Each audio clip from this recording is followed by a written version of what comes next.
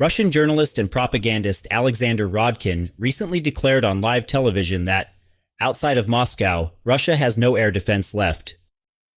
This stark admission frames a rapidly escalating situation that has fundamentally challenged Russia's perceived security. For years, Russia's war in Ukraine has been fueled by a singular source of power: oil. From civil servant salaries to the missiles deployed on the front lines, the entire war machine has depended on the consistent flow of this critical resource. For President Putin, oil was not merely a source of revenue. It was the surest way to both sustain the conflict and secure the loyalty of the populace. And until recently, President Putin was certain this vital resource was secure. Russia's refineries were located hundreds, even thousands of kilometers away from the front lines, seemingly beyond the reach of any Ukrainian weapon. At least that was the prevailing belief. However, Ukraine has now shattered this arrogant stance, not with multi-million-dollar missiles or diplomatic pressure, but with inexpensive drones, expertly slipping under radar detection. By April of 2026, the most devastating cost of this flawless strategy was paid in the small Black Sea port city of Tuapse.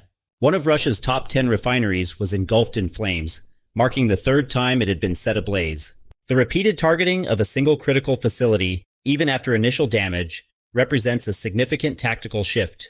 Historically, such follow-up strikes were rare, but this sustained pressure prevents repair and signals a long-term campaign to degrade infrastructure rather than merely disrupt it. Oil residues carried by the wind blanketed the streets along with the rain. Fuel leaked into the sea, and neighborhoods were evacuated. The residents forced to leave their homes were living directly at the heart of one of Russia's most critical energy infrastructure sites.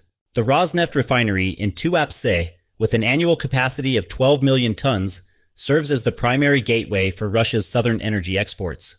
Naphtha, diesel, and fuel oil are shipped from this location by tanker to the Mediterranean, Europe, and global markets. Closing this gateway not only reduces production capacity, but also chokes off all export traffic flowing through the Black Sea. Ukraine struck this gateway 3 times throughout April, effectively shutting it down. The first major strike occurred on April 16th.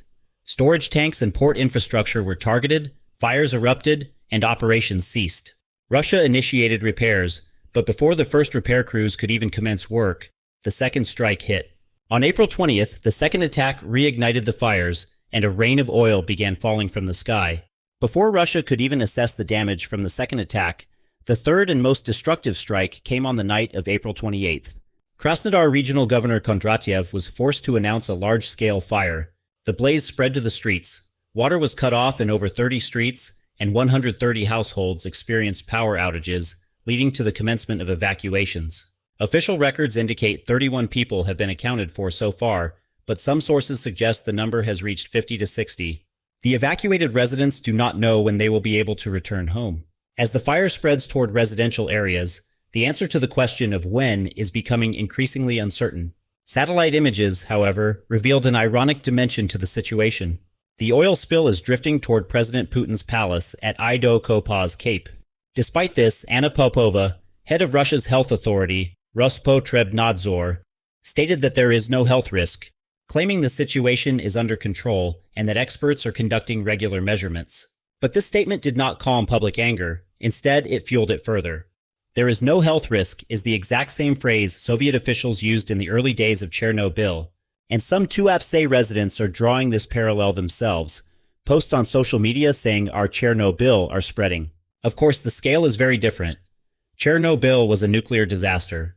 Tuapse was a petrochemical fire, but the state's approach to disasters, to downplay, dismiss, reassure, and attempt to calm the public, is exactly the same. 40 years have passed, but the Kremlin's reflex has not changed.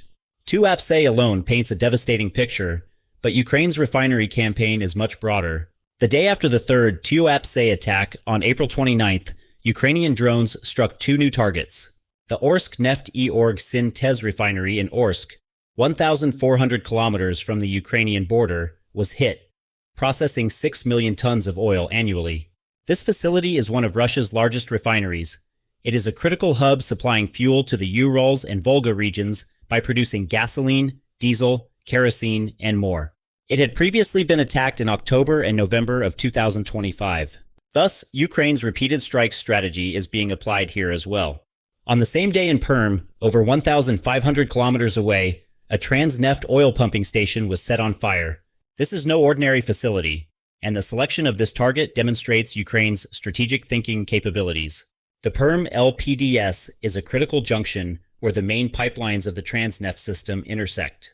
It receives, stores, and distributes oil from the Samot Lor Polotsk, Kuibyshev Gorky, Klintsi, Perm Almetyevsk, and Perm Pervo-Mayesk lines in 4 directions. When a refinery is struck, its capacity is reduced. But when a hub is struck, all the pipelines connected to that hub are disrupted simultaneously. Total capacity is 180 million tons per year. A significant portion of Russia's total oil production passes through this point. It has been confirmed that 2 tanks, each with a capacity of 50,000 cubic meters, caught fire. 3 hours after the attack, rain began to fall, causing oil to seep into homes and onto people, a scene reminiscent of Tuapse. And just a few days earlier, on the night of April 25th to 26th, the Yaroslavl refinery in Yaroslavl had also been set ablaze. Located 800 kilometers from the front lines, this facility, Russia's 4th largest refinery and accounting for 6% of the country's total refining capacity, had a daily processing capacity of 500,000 barrels. Drones targeted the vacuum distillation unit, and the facility was taken offline with a single strike. When evaluated individually, each of these attacks is serious, but when they are placed on a map, the picture that emerges is a real nightmare for Russia. Tuapse in the south on the Black Sea coast, an export terminal. Yaroslavl refinery in the northwest, Russia's 4th largest refinery, processing 500,000 barrels daily. Perm in the east, a key hub on the main pipeline network, distributing fuel in 4 directions. Orsk in the southeast, a fuel supplier for the Urals-Volga region. Add to these the strikes on Syzran, Novokuibishevsk, and Saratov from previous weeks. Look at the map. Ukraine is striking Russia's entire energy infrastructure simultaneously, from the Black Sea in the south to Leningrad in the north, and from Yaroslavl in the west to the Urals in the east. It is not just a single region. The entire geography is the target. An analyst summarized the situation. By attacking Russia's key oil pipeline hubs, Ukraine aims to put pressure on 3/4 of its economy. Ukraine's drones have rendered half of Russia's top 10 refineries inoperable, taking approximately 1.45 million barrels of daily capacity offline. The speed and scale of this capacity reduction are unprecedented in modern warfare, particularly against a major energy producer. Traditional sanctions often take years to yield comparable economic pressure, highlighting the disruptive potential of low-cost, long-range drone warfare in a new strategic dimension. This represents a significant portion of Russia's total refining capacity. The defense forces have increased their strike range by 170% since 2022, and in March alone, 5 strategic factories and 10 refinery facilities were struck. These are not isolated attacks, but a coordinated campaign systematically shutting off Russia's oil tap. Ukrainian officials describe this as the most effective and rapid sanctions. And they are right, because what the G7 has been debating for years, comprehensive energy sanctions, Ukrainian drones are implementing in just a few nights. While a solution was awaited through diplomatic channels for 4 years, Ukraine has put its own kinetic sanctions into effect. The economic impacts are concrete and measurable. The shutdown of Tuapse has taken approximately 240,000 barrels of daily refining capacity offline. This is not just a loss of exports. The naphtha, diesel, and fuel oil shipped via Tuapse constituted a critical portion of tanker traffic in the Black Sea. Tanker traffic had to be redirected to Novorossiysk. But Novorossiysk's port capacity is limited and already congested, making a bottleneck inevitable. A daily reduction of approximately 300,000 to 400,000 barrels has occurred in overall oil production, and out of the 46 storage tanks in Tuapse, 24 were completely destroyed, 4 were damaged, and 61% of the fuel storage capacity has become unusable. Repairs are expected to take weeks, possibly months, but Ukraine's repeated strike strategy is making repairs impossible. Just as repairs begin, the next attack arrives. The first damage occurred on April 16th. It was struck again on April 20th before repairs could begin, and on April 28th it suffered permanent destruction. Russia is losing a refinery without even being able to repair it. This strategy is being applied to other targets as well. The Saratov refinery was struck in November 2025 and targeted again in January 2026 before repairs were completed.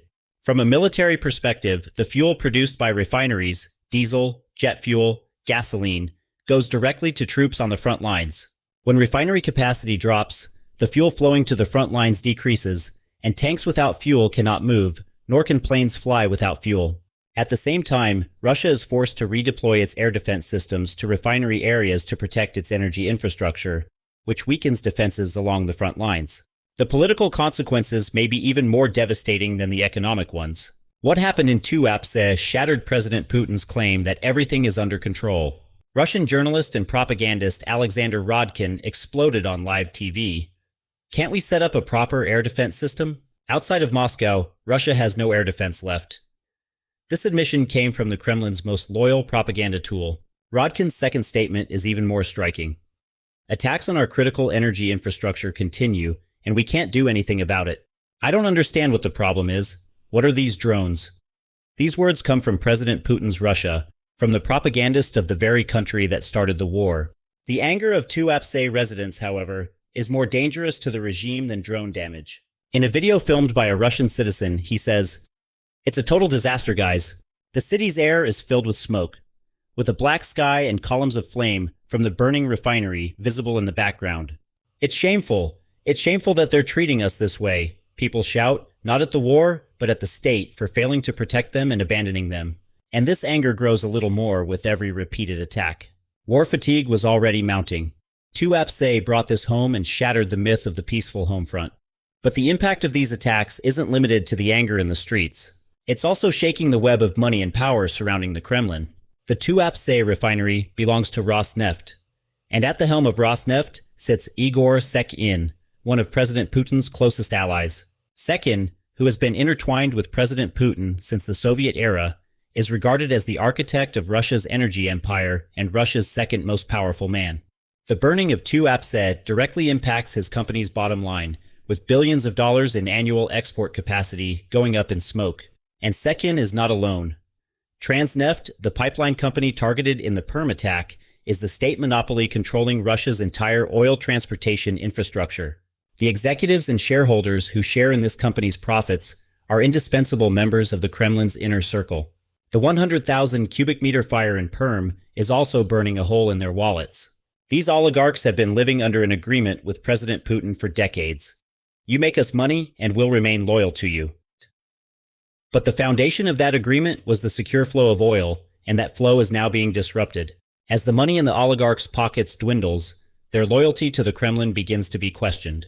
This direct challenge to the implicit social contract between the Kremlin and its elite is highly unusual. Historically, Russian oligarchs have maintained loyalty through economic stability and state protection. The current attacks demonstrate a vulnerability that undermines this foundational bargain, potentially shifting internal power dynamics. There is no open rebellion yet, but the unrest behind closed doors grows a little more with every burning storage tank. President Putin's foreign allies are also watching this unfold. When Russia's oil exports drop, China and India, Russia's largest energy customers, begin demanding lower prices because the customer knows Russia has no alternatives and is using this weakness at the negotiating table. Iran, in the midst of its own energy crisis, was expecting technology and investment from Russia. But what can Russia offer Iran when it cannot even protect its own refineries? And the balance within OPEC Plus is shifting as well. When Russia cannot meet its production quotas, Saudi Arabia and the UAE are ready to seize market share. So Ukraine's drones are eroding not just metal and concrete, but also the network of loyalty around President Putin, his trade partnerships, and his geopolitical position. Every refinery that burns drains money from the Kremlin's coffers. Every pipeline that shuts down shakes allies' confidence, and every evacuated city further tarnishes President Putin's strong leader image.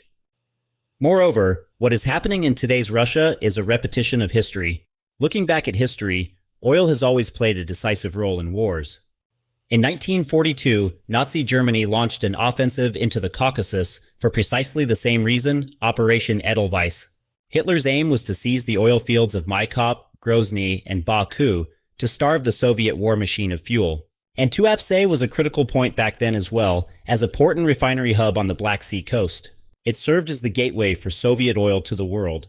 The Germans advanced as far as Maikop, but the Soviets burned their own facilities so they would not fall into enemy hands. Massive fires, black smoke, and ecological devastation were also witnessed during that period. 84 years later, the same scenes are repeating themselves in the same city. The difference lies in the method. In 1942, it required hundreds of thousands of soldiers and bomber aircraft. Today, drones costing just a few $1,000s are doing the same job. And Ukraine can carry this out simultaneously across a much broader geography. The logic has not changed in 84 years. Cut off the enemy's oil supply, break their warfighting capability. The only thing that has changed is the cost of the tools. And this cost difference is turning everything in Ukraine's favor. Looking at the bigger picture, Ukraine's refinery campaign has become one of the most effective fronts of the war. Half of Russia's top 10 refineries are out of commission. A daily capacity of 1.45 million barrels is now unusable. Strike range has increased by 170% since 2022. Repeated attacks on the same targets are preventing repairs. And every attack forces Russia to scatter its air defenses, slow down production, and reorganize its logistics. What can Russia do against this campaign? The short answer, very little. There is not enough air defense to protect thousands of kilometers of pipelines, dozens of refineries, and hundreds of storage tanks all at once. Rodkin's admission reflects the reality. There is no significant air defense network left outside Moscow. And the problem is not just numbers, it is distribution. When S-400 batteries are pulled from the front lines and redeployed to refinery areas, defenses in Donetsk or Kharkiv remain exposed. When Pantsir systems are sent to Tuapse, the protective umbrella over bases in Crimea thins. Russia is forced to constantly redistribute its limited resources, and every redeployment creates a gap elsewhere. Ukraine is exploiting this very dilemma. One night Tuapse, the next night Perm, then Orsk. A new strike arrives before Russia can figure out where to shift its defenses. Repairing facilities damaged by sanctions is also becoming increasingly difficult. There is a chronic shortage of spare parts, skilled workers, and engineers. By the time repair crews get to work, the next wave of drones arrives. The fact that Tuapse was struck 3 times in a row is proof of this. Moreover, the rise in global oil prices, Brent surpassed $100 per barrel due to the Iran crisis, partially benefited Russia, but the decline in export capacity largely erased that advantage. If there is no oil to sell at a high price, the high price means nothing. And with each passing week, the oil available for sale dwindles further. Tuapse has become the symbol of this campaign. Oil raining from the sky, evacuated families, fuel leaking into the Black Sea, propagandists declaring, "We can't do anything," and an oil spill drifting toward President Putin's palace. This final detail is perhaps the strongest irony. The consequences of President Putin's war have literally reached his own doorstep. Ukraine's drones target a new refinery, a new pumping station, or a new storage tank every night. And Russia cannot stop it because it lacks both the resources and the time to protect its thousands of kilometers of energy infrastructure. Ukraine is enforcing the energy sanctions that the G7 has debated for years but failed to fully implement, using drones costing just a few $1,000s. Every refinery hit takes a slice out of the Kremlin's war budget. Every burning storage tank reduces the fuel destined for the front lines. Every Russian family forced to evacuate feels the cost of the war in their own lives. And every no-health risk statement erodes public trust in the state a little more. Residents of Tuapse are no longer envied for living by the sea. In Perm, the sky is as dark as night at noon. In Orsk, the refinery is burning, and Moscow's propagandist says on live TV, "We can't do anything." Oil was Russia's lifeblood, and Ukraine is severing those lifelines one by one.